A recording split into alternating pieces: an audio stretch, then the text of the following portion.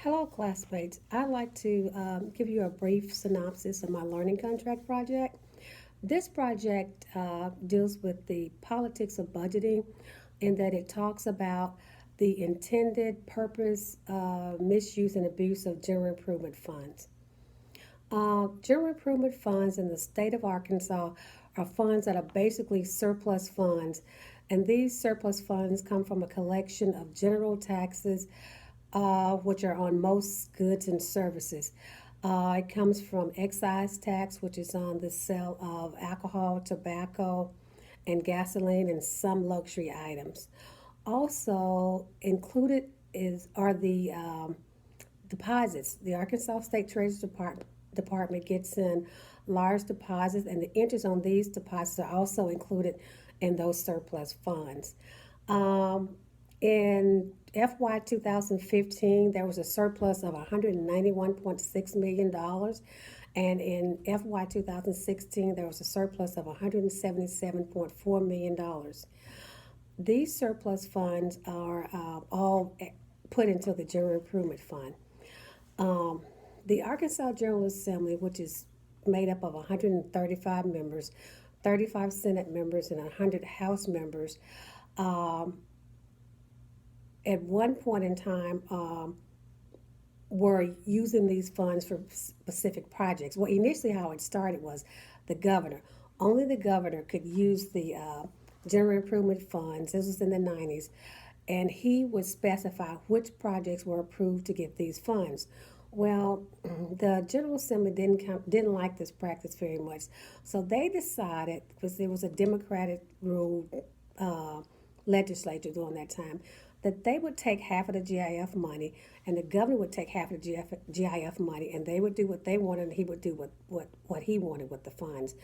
Well, that went on until about 2016, when the Arkansas Supreme Court decided that it was unconstitutional for the legislature to actually disperse these general improvement funds.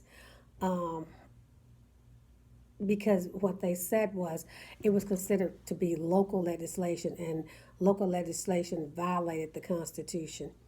Well, before all of that happened, maybe when they split the funds, to give you kind of an idea of how much money each member was getting, um, during the Supreme Court hearing when they first filed it in 2015, each Senate member was getting $285,000, and each House member again was getting $70,000.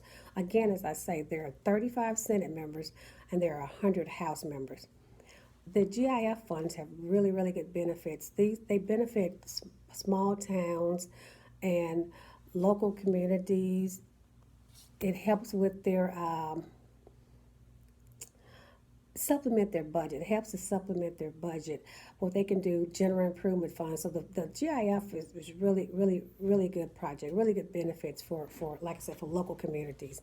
The problem came in when lobbyists and legislators decided they were going to divert some of this money from these projects into their own bank accounts, and that's where the problem started. And the problem really, like I said, if there was any oversight or any accountability, it might have could have been avoided. But like I said, there's no accountability and no oversight on these particular funds, and that's how they were able to funnel the money.